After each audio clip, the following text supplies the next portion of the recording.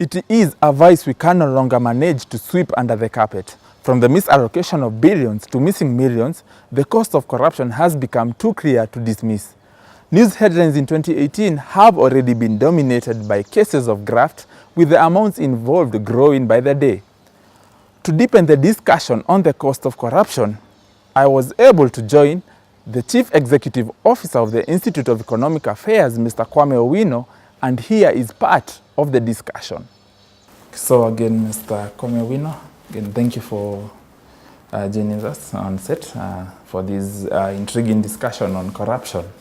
And just to start us off, trying to put a price on just how much you're losing on corruption. I think the EACC has estimated that we're losing around 600 billion of our yearly budget to corruption. I think the churches too have come up with the NCCK giving a figure close to 700 billion of the budget again.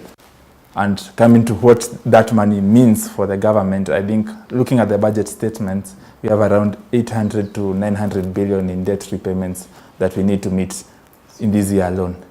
So judging from it, just is this a correct assessment of just how much we are losing? Well, I think most of the assessments about how much is lost in corruption are not necessarily measuring corruption, but they are measuring findings from the Auditor General's reports, which show how much of the money could not be accounted for, or that has not been completely explained, or was not spent lawfully.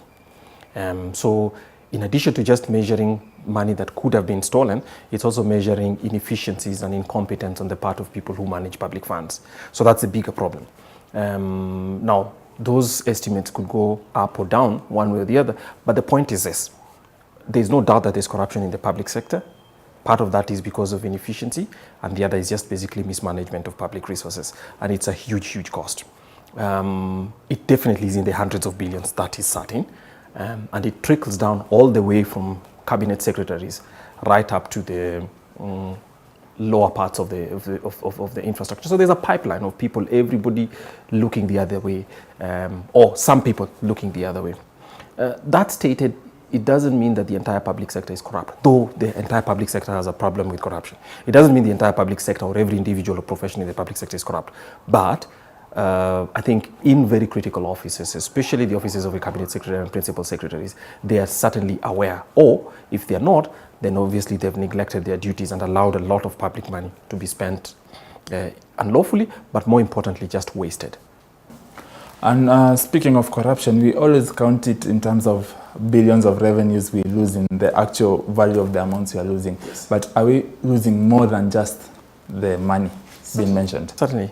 I mean, you see every day, and I like to mention the poor example that we had, I think about 3 or 4 months ago in the press, reporting about a certain child who was bitten by a snake, and anti-snake venom was not available in the health center when they went to it. So the parents had to resort to taking him to a private clinic, which means they had to travel quite some distance. Because of that, obviously, this injury was aggravated, and I think that child lost a portion of his limbs because of that. So what does that reflect? I mean, these vaccines, in the bottle, as was estimated, it was about 1,200 shillings to 2,000, I think. But a figure that is trivial given the loss that this child suffers. Those are all the consequences of corruption, where you go to Pumwani a few weeks back, and obviously you remember the governor going there to find out that, look, an ambulance does not come to collect bodies because the bodies are not collected, children are kept in, or deceased children are kept in unsanitary conditions, or perhaps even deceased children are kept in conditions that, I mean, just hidden in some places, making the entire environment completely disrespectful, but more importantly, just telling you that this is not how a hospital and a hospital delivering mothers should be done. All those reflect corruption, whether the corruption in policy, but more importantly in terms of diverting resources from the main causes. So all Kenyans are paying for it. You go to schools where we have free primary education. There are schools that do not even have toilets. So basically, it's even a risk for children to go in there. Nevertheless, government is buying helicopters. And it's clear that whenever money gets stolen, or whether money is not spent lawfully, because that's too is corruption, whether it's not spent lawfully or it's not spent on the right things, we pay a price for it. The other is just basically that the public sector pays. So for instance, one governor bought a box of tissues or pens or bottles of water at 11 times the price that you'd find them in your average shop. So all that means that we are, as taxpayers, we are receiving less public services and goods than we would if there was no corruption. So it's very, very clear that we pay for poor quality services. Sometimes some of us pay for it with their own lives. An accident takes place, people go to a hospital, there's not blood or there's no equipment that would allow a doctor to conduct the surgery and all that. So to the extent that somebody somewhere has diverted those funds, they are responsible. And that's the cost that we as citizens pay for the fact that, yes, we have a leaking, corrupt infrastructure in which money is diverted from its rightful use. And staying now on the impact of the corruption we've seen, we've noted that the government has undertaken, to fasten development of the country, and there's the 4 pillars. There's also the sustainable development goals, which are tied again to the Vision 2030 agenda. Yes. And noting that some of those things we are targeting, we've been targeting them since way back then. I think even the Millennium Goals passed us by in 2015, yeah. And not much had been achieved in terms of measuring it. Yes. And again, now going forward with the same corruption in place, how much is the risk to the government's development agenda? It's clear. So whether we are talking about the Vision 2030 and an extract from it, which is a Big 4 agenda, in addition to that supplemented by the Sustainable Development Goals, which are basically development goals about how lives will be improved through government action together with citizens and the private sector, right? So for as long as you have a budget of 3 trillion, you pay salaries and the rest of the money is not shown, the roads are not completed on time or they are not done in their right quality, medicines do not get to hospitals, and when they get to hospitals they either expired or they're the wrong kinds, you do not hire sufficient nurses, or when the money is available for teachers, the TSC gives one figure for teachers, but at the same time we have less teachers in schools, which is basically corruption, or salaries are diverted, or we have the public sector recording a higher number of people than are actually employed, or as you saw with the county governments, and it's not confined to county governments who have in their payroll people who died 20 years ago, right? Or the same person taking three wages from the same county government. For as long as that happened, our dreams towards achieving sustainable development goals will be curtailed, and they'll be much slower than we would if we actually dedicated all that public money. So the lack of respect for public resources and public money, and spending that money strictly according to our development needs, means that our sustainable development goals and our Vision 2030 together with the Big 4 will be delayed. As you can see, the Big 4 have a lot of investments in terms of what the public will be putting. So the corrupt people are already here looking at it and saying, oh, trillions of shillings is going to be spent in housing. So obviously they are now acquiring equipment, which they'll sell at expensive rates to government, acquiring the land and all that. So basically what it means is we'll just be diverting money from poorer people and sending it into the pockets of people who are more corrupt, even if they're more closely related to people in government, or in some cases they're in government themselves. And sticking to diverting of resources from the poor to the rich, we've seen the recently implemented Finance Act, which in its controversial nature seems to harden the life for Kenyans in terms of what they are having to pay at the end of the month. But yet we see on the other side that there's a report that came out about 15 trillion shillings is stuck up in offshore accounts. We've seen a certain percentage of people does not pay tax, and those are not people from income taxes. They have big businesses and they're avoiding this tax. Has the Finance Act addressed that loophole in that we are adding more to the basket in terms of wanting to collect more revenue, yet we see a situation where the leakages are not being sorted out whatsoever? We hold the Parliament responsible for the fact that they know. The Auditor General presents those reports to them. They call the Cabinet Secretaries to defend small young Kenyans who have taken money, bought huge apartments, or who have taken money and not supplied services, right? And are carrying money from banks in sacks, right? The National Youth Service has been nothing but corruption from the day from the day the first Jubilee administration came in right up to now. Every single year, they've been cited one way or the other through the ministry and through the NYS itself. But we've decided, nevertheless, to give it more money. It's basically trying to pour more water through a leaking bucket and thinking that you can pour it faster than it's coming out. So obviously, it's waste of money. In a way, Parliament must be held responsible for that. They are not solving known problems, and they think they can throw so much money at corrupt people that they can't steal enough so the rest will go out in terms of services. It never happens like that. So yes, it's fundamentally a fallacy. And again, we've seen recently corruption has come out. This whole cancer we talk of as corruption is coming out more in the public limelight. Yes. There's activism around it. I think social media, people have been so keen to point out, oh, my governor is not performing. Yes.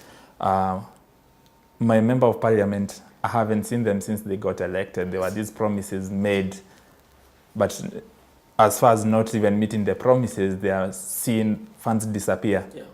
And just, there's also the Auditor General report, Yes. control of budget. They always give these periodic reports, and we've seen so much of how much we are losing out, but as citizens, we are yet to act on it with the force it deserves. Okay. You know, I think anyone who blames the Kenyan citizens, of course, there are Kenyan citizens who try to benefit. You call politicians to come for your fundraiser because certain politicians are known to be very generous, even if they cannot justify the sources of those money. So obviously, there's an extent to which we hold. But I can't hold the average citizen who's just basically waking up every day, paying their taxes on time. You cannot blame them for what more can they do. In our view, corruption is actually a management problem, and it suggests, people may not like this, that the heads of the public sector, principally the president, the chief justice, and the speaker of the parliament, do not understand what they're supposed to be doing. And therefore, through their hands, a lot of money is leaking when they're supposed to be the heads of institutions. It's their management failure. It is not that Kenyans love corruption or that they are unethical. We can only have the Kenyans that we have, and it's upon those people in positions of leadership to then take responsibility for ensuring that, fine, even if you are a dishonest person, you will not be allowed to get away with taking public money and using it to enrich yourself and trying to keep the government in courts for the rest of your life. So I will not blame Kenyans. I think Kenyans have suffered enough paying their taxes, which is passed in the form of law, so they have to pay. But you cannot blame them again for not doing. What more can they do? No Kenyan says that we love corruption at all. Nobody. And no Kenyan goes out there and says, I am satisfied with all public services provided to me. None of us are. So that's basically the issue. So I do not hold Kenyans, you can't ask any more of a citizen such as myself and all that, except to tell government, we can see these are your choices that you made. These are your management failures and you need to fix them. We can't ask your average Kenyan in the street or doing his job to do any more than that. And that's marks an important point to where I was transitioning the conversation next. Yes. And it's what is seen as the president-led purge on corruption and what impact it's having.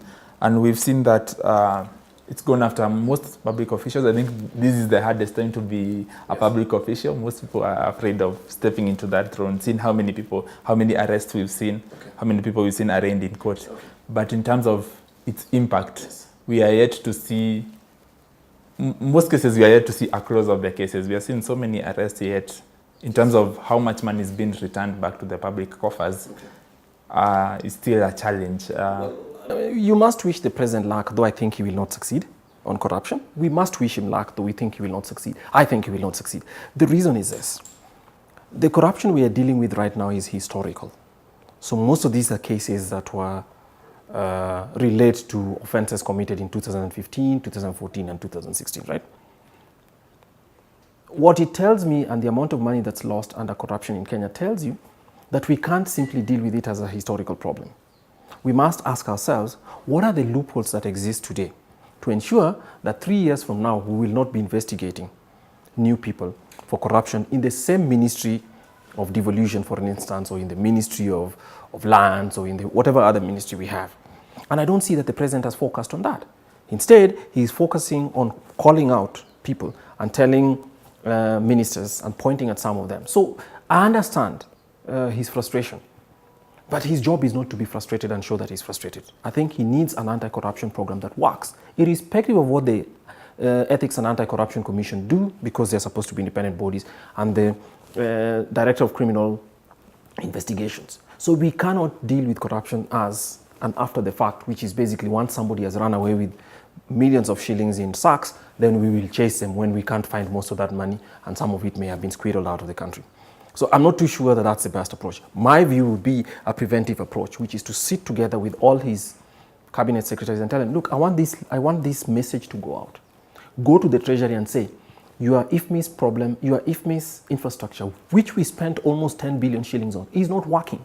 So why are you asking us to spend another 3 or 4 billion this year? What are we fixing? If that thing doesn't work, we need a mechanism that works. So I don't want to find people after they've changed invoices in 3 months later. I want this as a mechanism that can stop before anything is paid. So for as long as it does not focus on the preventive side, I think the rest of this is just basically public relations, which will not go very well. So obviously the preaching alone will not work. It's clear that the preaching alone cannot work. I think as well that the corrupt people tend to also be very patient. They are waiting for the president to exhaust himself with the speeches as they go ahead and continue to steal nevertheless. I have never seen the president as ruthless with people, especially those he's placed in positions of authority, that have or have raised or diminished his stature by being corrupt himself. He hasn't.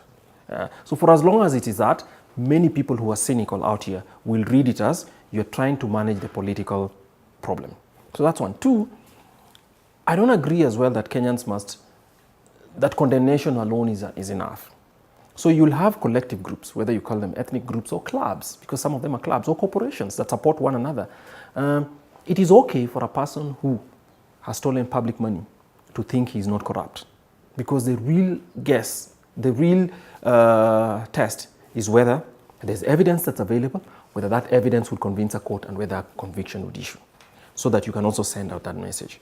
So I'm not saying that the Ethics and Anti-Corruption Commission should get people to admit that they're corrupt. I want them to be able to find that evidence and make that evidence irrefutable.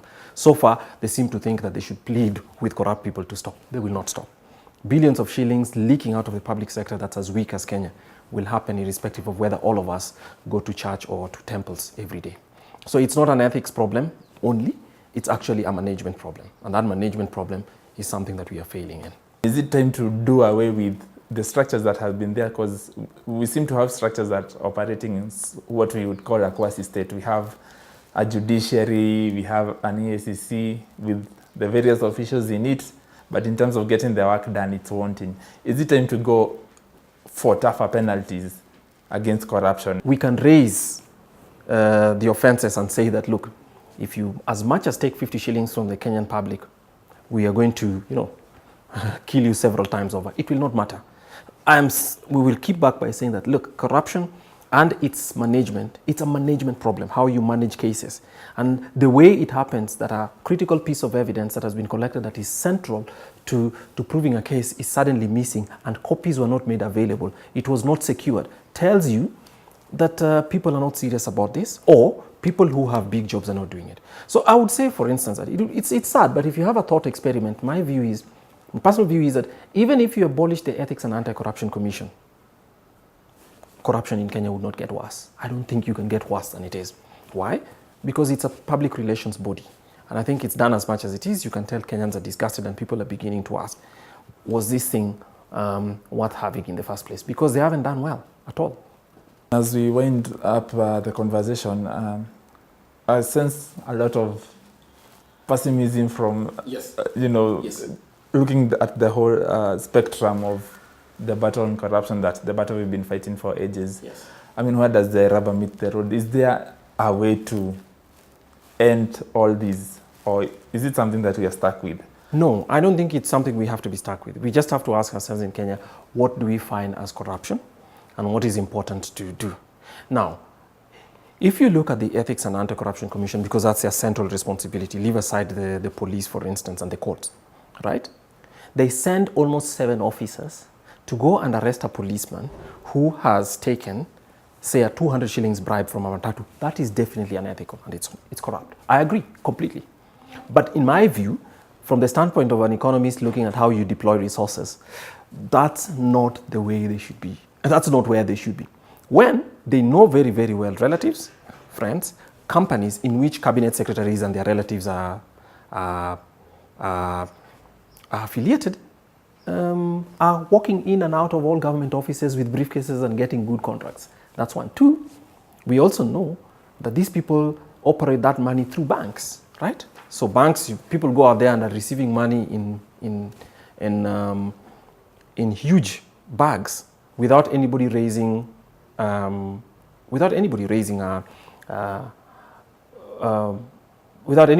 alarm by saying, hey, how much, why would anyone be spending this amount of money? People who've just recently opened an account, they can hardly speak in proper English when they appeared before Parliament, but for some reason they're operating bank accounts that are moving 30 million to 40 million every week. Come on. So definitely, it tells you that there's all these things, and it's telling you that if the Ethics and Anti-Corruption Commission, or if the President says that lectures and sermons will end this, then obviously he's looking at it the wrong way. This is a management problem, and he is the one who's failing as a manager. So for that reason, he actually needs to have a management solution as opposed to a sermon. And a management solution is, we have to stop the bleeding fast. Fine, the money that has been stolen will be investigated and everybody will be caught, right? But it has to. And it's simple. You don't need sermons. Who do you need? You need forensic accountants. And if you hired forensic accountants and asked them to follow this money and block all other changes, right? You will save much, much more than actually spending all our time preaching at every place that you are against corruption. The President is definitely against corruption, but I don't think he understands what problem he's solving. Even as the President remains as the most important person in the fight against corruption, what's our duty as a citizenry then in putting that manager up there? It's difficult when you have an elections in which 16, 17 million people are registered. I don't think each of us is looking for the same thing. And my view is it wouldn't matter. If you're a president who signs an appropriations bill which allows for the expenditure of 3 trillion Kenya shillings, you have a responsibility to tell people, or to tell your managers, the people who are your co-managers. Politicians are not managers. Politicians are actually policy and oversight. You will tell them, irrespective of what your ethical background is, you will not steal public money. That's where the primary responsibility lies. So yes, we must elect people who are ethical. We must elect people, but we cannot elect all bishops and expect that that is what will change the corruption thing. I keep saying it is a management problem, and the buck goes right the way to the President's office, to the Chief Justice, and ultimately to the Speaker of Parliament. And that's it. So it's not about saying that, please, to make me stop having a corrupt society, please elect the right people. Now, the amount of money that members of Parliament are stealing is much less than what is disappearing in the executive, say the NYS alone, the Ministry of Energy. We all know. So really, that's not about who gets elected. Now, Parliament might not be doing the right oversight work, but the real management problem is management problem. People are putting in vouchers. The right people who are supposed to be paid have been waiting for government to pay them for 2 years. Other people are not supplying goods, but nevertheless getting paid. That's a management problem. It's not about the ethics of who's out or who's been elected. So the idea that corruption will change in Kenya when we elect bishops and people who have no need for money is completely misinformed.